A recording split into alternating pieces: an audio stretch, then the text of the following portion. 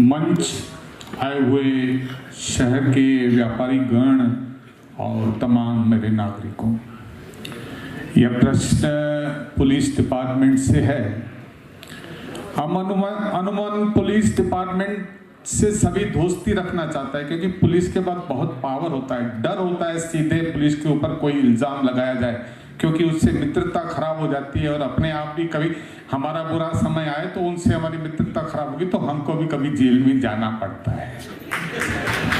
लेकिन मैं क्या पूछूंगा, बड़े एक सरल और सभा में मैं हमारे उपायुक्त साहब से पूछूंगा, साहब नेपाल से तो हमारी प्रत्यर्थ संधि नहीं है, ये मैं जानता हूं, लेकिन क्या पूरे बाजार में हमारे मुखबिर, हमारी क्राइम की जो गुप्तचर संस्थाएं हैं, वो क्या सो गई थी क्या?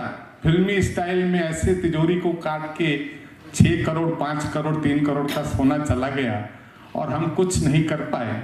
मैं डर जरूर रहा हूं, लेकिन फिर भी हिम्मत कर रहा हूं कि ये ऐसे नहीं होना चाहिए। सर, मैं डरते डरते ये भी कह रहा हूं कि क्या शहर में जुए को अड्डे बंद हो गए हैं कि पूरी तरह से चालू हैं? आप उल्लासनगर के हर एक कैंप में जुए के अड्डे खुले तौर पे चालू हैं। डरता हूं लेकिन बोलता हूं, सर नशे का व्यापार जितना उल्लासनगर में जवानों को खराब कर रहा है, सभी मेरे मित्र हैं। सीनियर इंस्पेक्टर कट साहब तो मेरे सबसे अच्छे दोस्त हैं। मैं सर सीधे किसी पुलिस अफसर को नहीं बोल रहा, क्योंकि गृह मंत्री मेरी पार्टी का है, आप मेरे परिवार के सदस्य हैं। मैं बहुत भयभीत हूं, लेकिन कहता हूं कि सर यह काम होना चाहिए। शहर में खुलेआम पिस्तौलें निकलती हैं, सीसीटीवी में हम देखते हैं, और हमें ऐसा लगता है कि यह शहर जितना धार्मिक है, जितने संत यहाँ पर हैं, जितने कार्यक्रम होते हैं, जितने अच्छे पुण्यवान लोग हैं, उतने ही दुष्ट लोग आ गए हैं। उन दुष्टों के ऊपर सर नियंत्रण लगाइए, ये मेरा सुझाव है।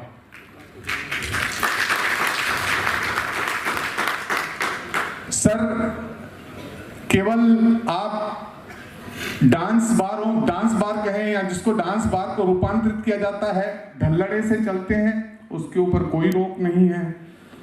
जुआ घर आप बंद करा सकते हैं, उसके ऊपर कोई रोक नहीं है।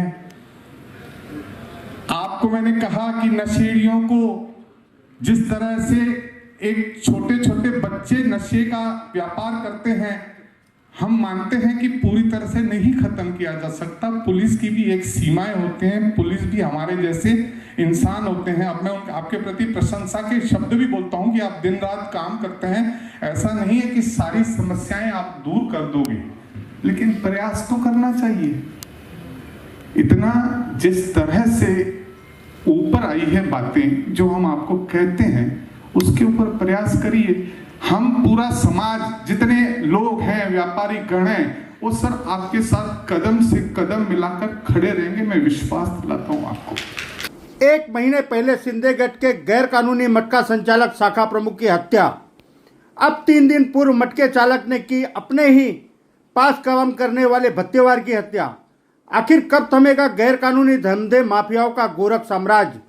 नमस्कार, मैं हूं दिलीप मिश्रा और आप देख रहे हैं दबंग हेडलाइंस। उल्लासनगर परिमंडल 4 यानी जोन 4 में हत्या का प्रयास, दिन दहाड़े डकैती, ज्वेलर्स की दुकानों में सेंधमारी, चाकू और तलवार की नोक पर लूटपाट जैसे संदिग्ध आपराधिक मामले डेली पुलिस के रिकॉर्ड में दर्ज होते हैं। कुछ सेंसिटिव मामले के आरोपियों को पकड़कर पुलिस वाहवाही लूट लेती है, तो कई मामलों के वांटेड आरोपी आज भी खुलेआम घूमते नजर आते हैं। उन्हें पकड़ने की जहमत तक पुलिस नहीं उठाती है। 1-1.5 वर्ष पूर्व देर रात श्री राम टाकीज पर के चौक पर गोलियों की तड़तड़ाहट से गूंज उठा था और पता चला कि डांस बार से निकलकर घर जाते हुए व्यापारी संदीप गायकवाड़ पर फायरिंग हुई और संदीप गायकवाड़ के पैर में गोली लगी और वो बाल बाल बच गए। विट्ठलवाड़ी और थाने एक्सटॉर्शन सेल द्वारा आरोपियों को पकड़ने के लिए चलाए गए संयुक्त ऑपरेशन के बाद आरोपी हाजिर हुए। कुछ माह जेल में रहे, अब जमानत पर बाहर हैं।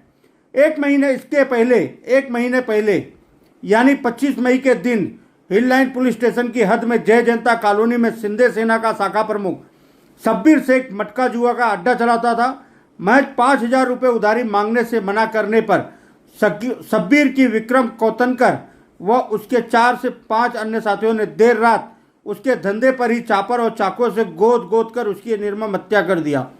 इस मामले की गंभीरता को देखते हुए सभी आरोपियों को पुलिस ने 24 घंटों के अंतराल में पकड़ लिया, जबकि आज भी कैंप 5 के सिल्वर होटल के पीछे शैलेश पांडव और हिल लाइन पुलिस स्टेशन के समीप स्थित रायगढ़ परिसर में ओपन अड्डा चल रहा है और सीनियर पीआई धृतराष्ट्र बने हुए हैं।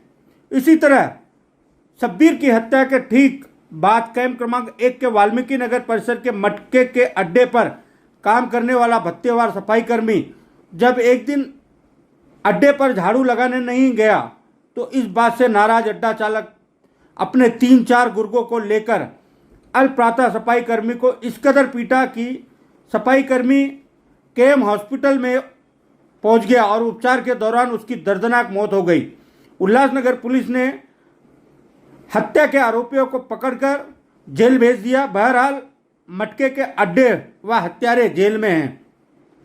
इसी तरह विट्ठलवाड़ी पुलिस स्टेशन की हद में 3 दिन पहले शीतला माता मंदिर के सामने सतराम दास हॉस्पिटल के पास सेक्शन 26 में बाला उर्फ समीर गायकवाड़, गौरव गोंडिया तथा मनीष बिहारी दुसेजा नामक अड्डे मालिकों का मटके जुए का अड्डा चल रहा था। इसी अड्डे पर राजेश कुकरेजा उर्फ पोपट नामक वृद्ध व्यक्ति 700 रुपये प्रतिदिन के भत्ते पर काम करता था।